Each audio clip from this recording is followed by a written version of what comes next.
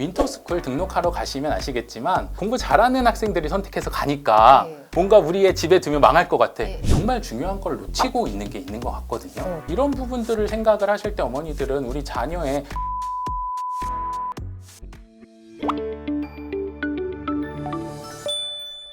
안녕하세요. 교육 고민 대신 물어봐주는 교육대기자 TV, 저는 대기자 방종임입니다. 오늘은 한 달 앞으로 성큼 다가온 겨울방학을 놓고 고민하시는 분들께 도움을 드리는 시간 마련해 보도록 하겠습니다. 안녕하세요. 네, 11년 동안 입시 교육 관련해서 이제 상담을 진행해온 김선홍이라고 합니다. 요즘 겨울방학 앞두고 대형 학원에서 주최하는 설명회가 네, 정말 많아요. 문정선실을 이룰 정도로 많은 관심을 네. 받고 있다고 알고 있거든요. 이렇게 맞습니다. 대입 제도가 발표될 때마다 그리고 재수생이 지금 이렇게 늘어난 상황에서 기하급수적으로 늘어나는 이 현실을 좀 불안함으로 받아들이는 네. 친구들이 많아진 것 같아요. 특히 맞습니다. 예비 고1, 2, 3, 예비 고1, 2, 3이 이번 겨울방학 네. 어떻게 보내야 되는지 어떤 역할을 하는지 구체적으로 좀 찝어주신다면요. 우선은 지금 겨울방학이니까 겨울방학 동안 이제 사교육에서 제공하는 이제 서비스를 한번 좀 이야기해보면 좋을 것 같아요. 네. 우선은 첫 번째는 뭐 어머니들 많이 들어보셨을 것 같아요. 이제 윈터스쿨이라고 하죠. 그래서 이제 동네 이제 큰 학원이나 이제 기업형 뭐 이투스나 대성과 같은 학원들이 이제 하는 이제 윈터스쿨이 있을 것 같고요. 그리고 두 번째는 이제 관령 독서실이 있겠죠.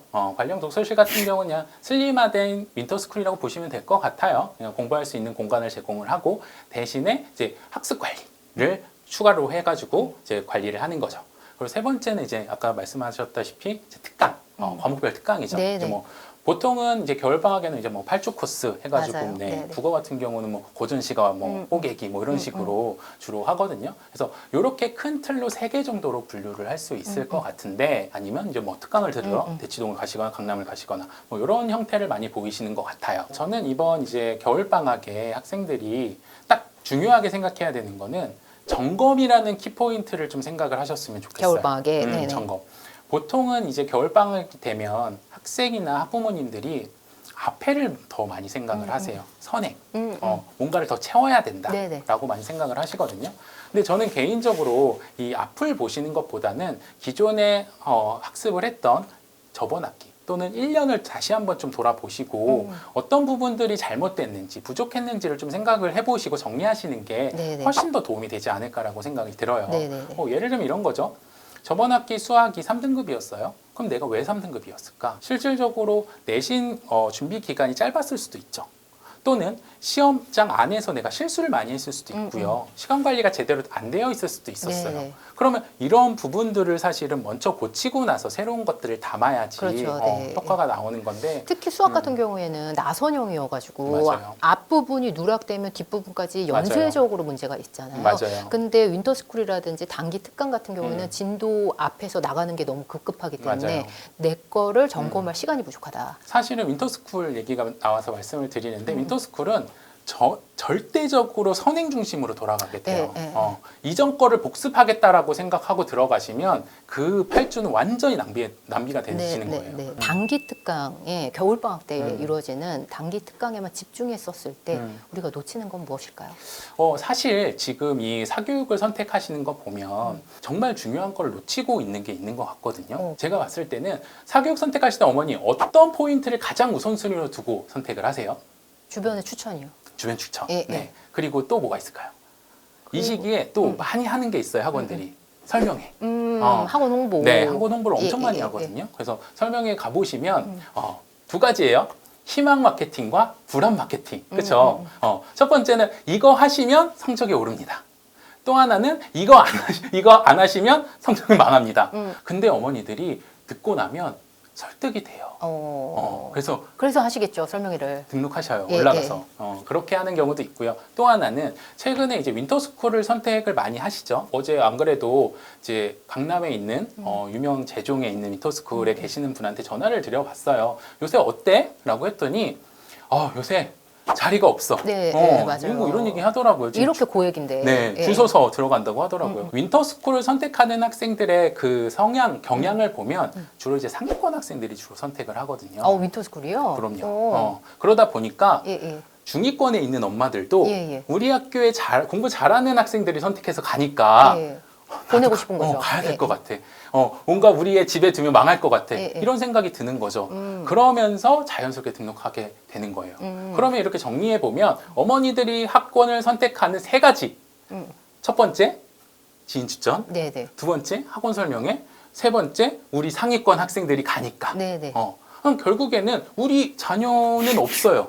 찾는 곳을 외부에서 둔다. 그쵸. 예, 예. 우리 아이를 봐야 되는데. 그렇죠.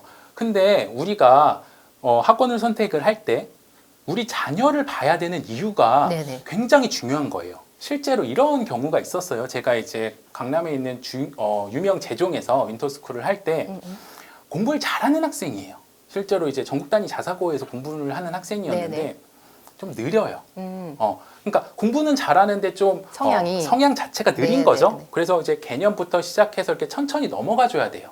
근데 이 학생이 윈터스쿨 왔단 말이죠. 또 왜 왔어? 그랬더니 그 학교는 절반 가까이가 다 윈터스쿨 간대요.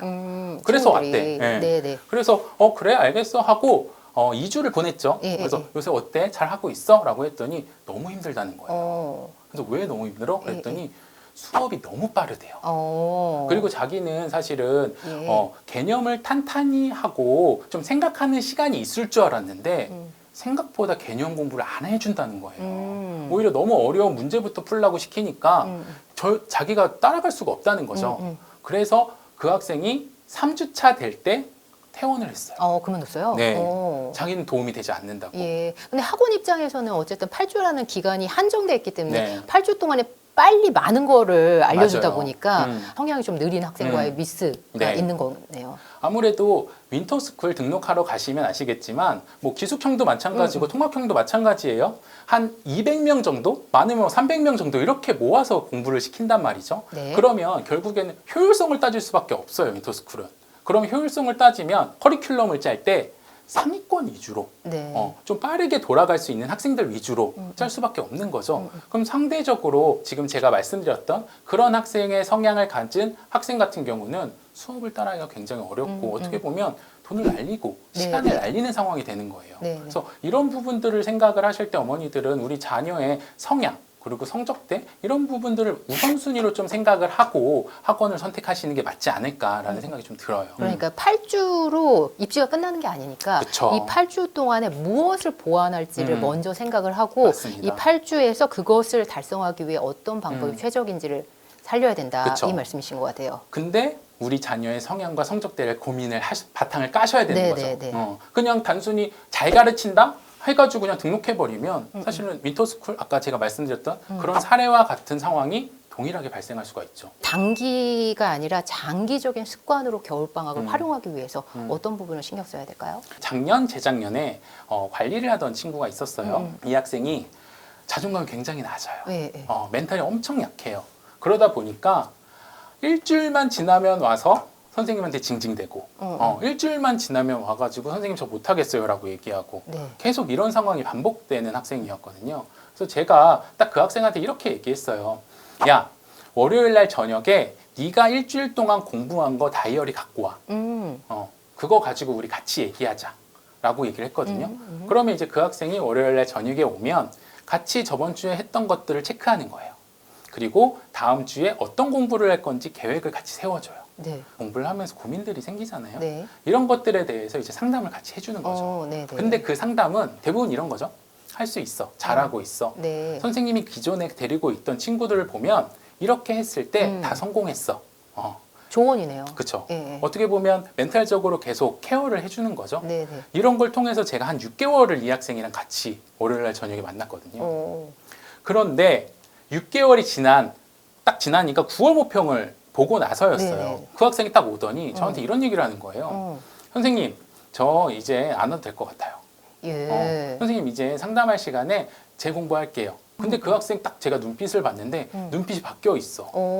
막 이글이글 거리는 예, 거 목표가 있잖아요. 생겼어요. 네, 목표가 네, 생겼어. 네. 그리고 의지가 생겼어. 달성할 네, 수 있다는 그런 네. 의지가 생기고 뭔가 성취감이 이제 어느 정도 이제 차올라 있는 거죠. 예. 그래서 성공식 컨설팅 하고 네. 최종 결과가 나왔는데 서울대 그 공대를 갔어요. 근데 원래도 잘하는 친구였나요? 원래는 그 건대를 갈 수 있는 정도의 수준이었어요. 네. 건대 네. 정도. 근데 이 학생이 이제 사실 잘 보내서 이제 서울대를 갈 수가 있었던 거죠. 그리고 나서 이제 끝났다 하고 있는데 저번 연도에 음. 초에 저한테 다시 연락이 왔어요. 네. 너 왜 전화했어? 그랬더니 예. 선생님 저 반수하려고요.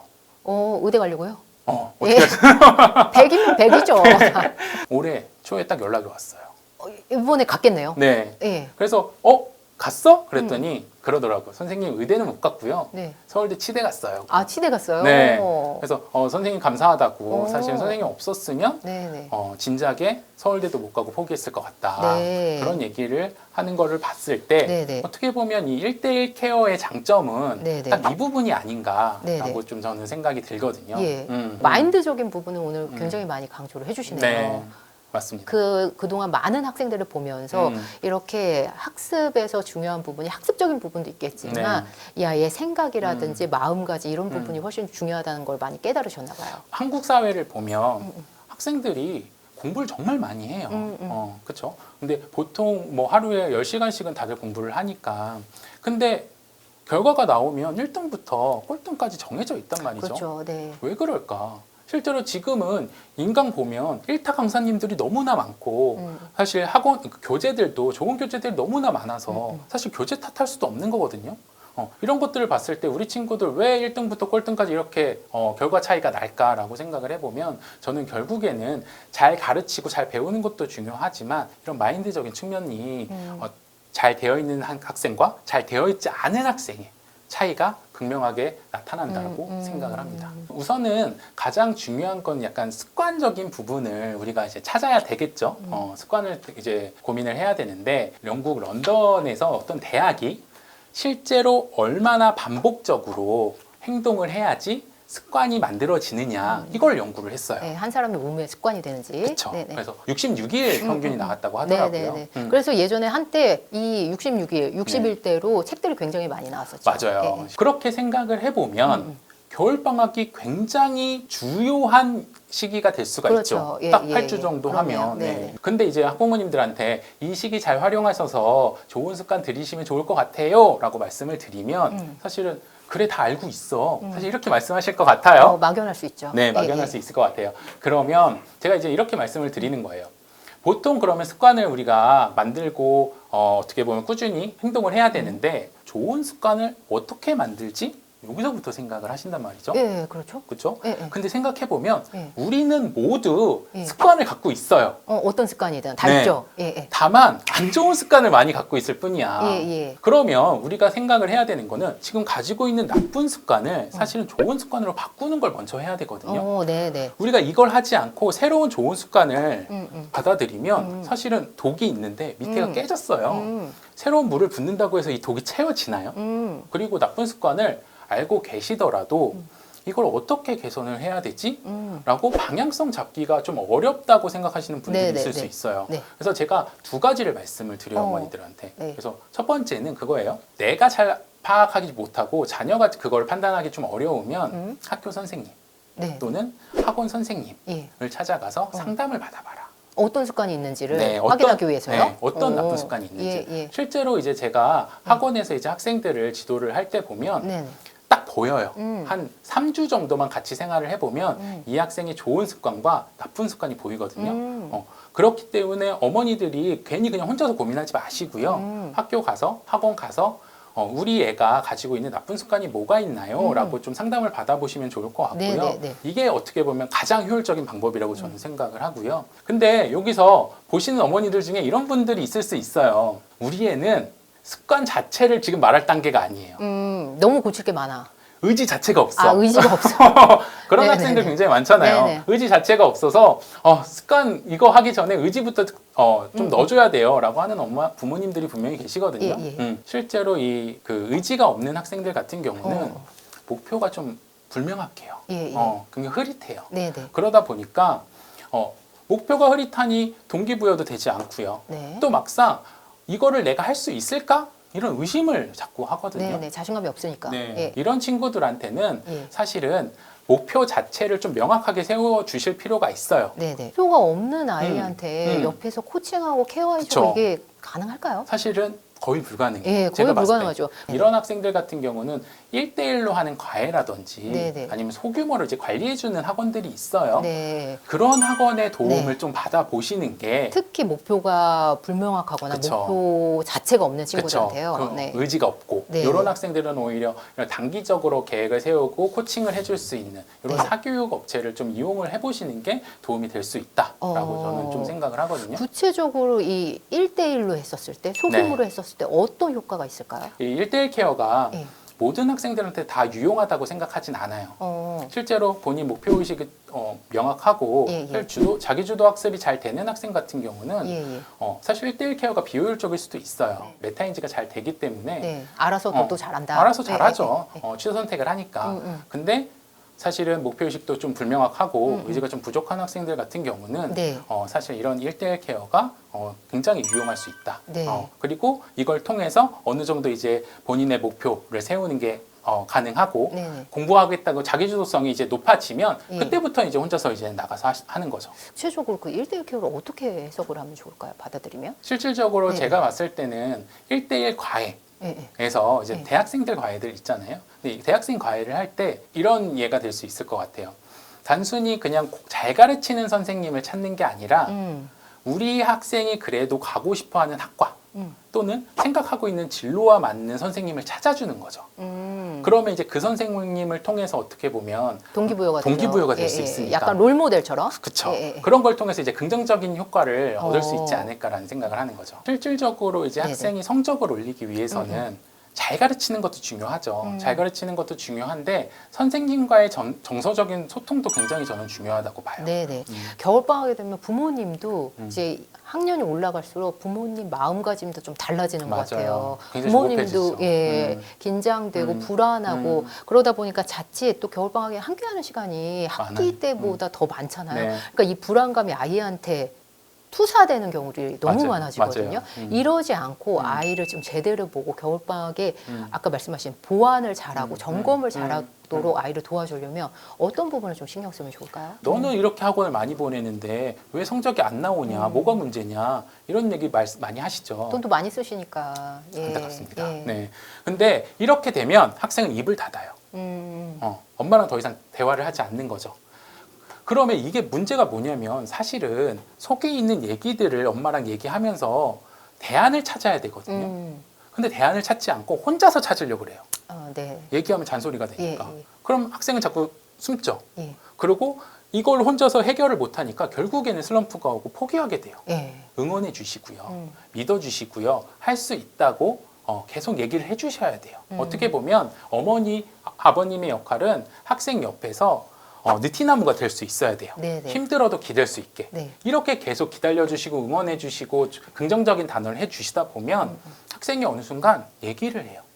무슨 얘기를 하냐면 자기 속마음을 얘기해요. 고민이라든지. 네. 엄마 나는 이런 게 잘 안 돼서 이게 안 되는 것 같아요. 어떻게 하면 좋을까요? 이런 얘기들을 하는 거죠.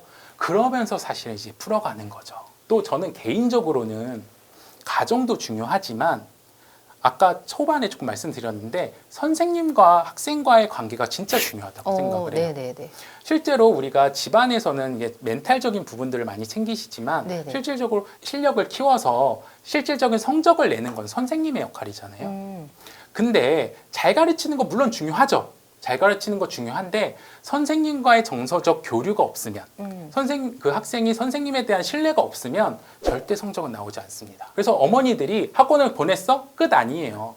실제로 얘가 선생님과 어떤 긍정적인 영향을 받고 있는지 예. 선생님을 정말 신뢰하고 배우고 있는지 예. 이런 부분들까지도 체크를 해 주셔야 돼요. 그거 어떻게 체크할 수 있을까요? 그렇죠. 예, 예. 이거는 학생이랑 대화가 되셔야 돼요. 아, 네. 그럼 결국 결론은 다시 가정으로 돌아와야 되는 거죠. 그러면 가정에서 이거를 먼저 풀어주시고 그 다음에 다시 이제 학교 선생님, 학원 선생님과의 관계를 계속 대화를 통해서 확인해서 하셔가지고 이제 어떻게 보면 하나의 이 서클을 좀 만드셔야지 우리 학생이 실질적인 성적 향상을 할 수 있다라고 네. 저는 좀 말씀을 드리고 싶어요. 선생님, 학원 선생님하고 어떤 관계인지 네. 말을 안 하면 모르잖아요. 부모님은. 몰라요. 그렇다고 해서 학원을 찾아가서 네, 상담하고 좋은 얘기만 해주실 텐데. 볼 수도 없잖아요. 예, 예. 그리고 실제로 제가 이제 학원에 있으면서 어머니들 전화 진짜 많이 오시거든요. 네네.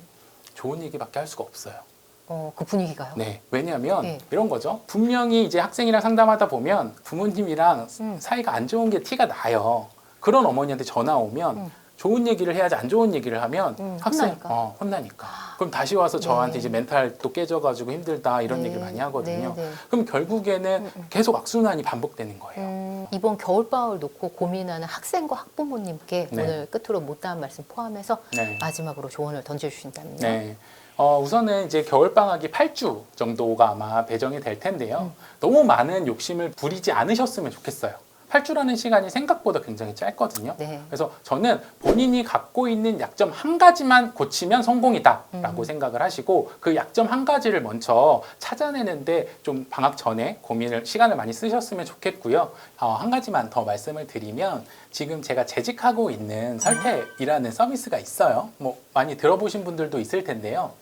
실제로 이제 스카이 멘토들 선생님을 이제 과외로 연결시켜주는 역할을 하고 있거든요. 네. 그래서 지금 제가 들었던 그런 1대1 관리를 한번 좀 받아보고 싶다. 근데 좀 주변에서는 알아보기가 쉽지 않을 것 같다라는 부모님들 같은 경우는 저희 설탭에 오셔서 이 선생님들을 한번 추천 받아보시는 것도 어떻게 보면 저는 도움이 되실 수 있지 않을까라는 좀 생각이 듭니다. 오늘 김선욱 소장님의 조언이 겨울방학 효과적으로 보내는 데 도움을 주신 것 같습니다. 네. 장시간 함께해 주셔서 감사합니다. 네, 감사합니다.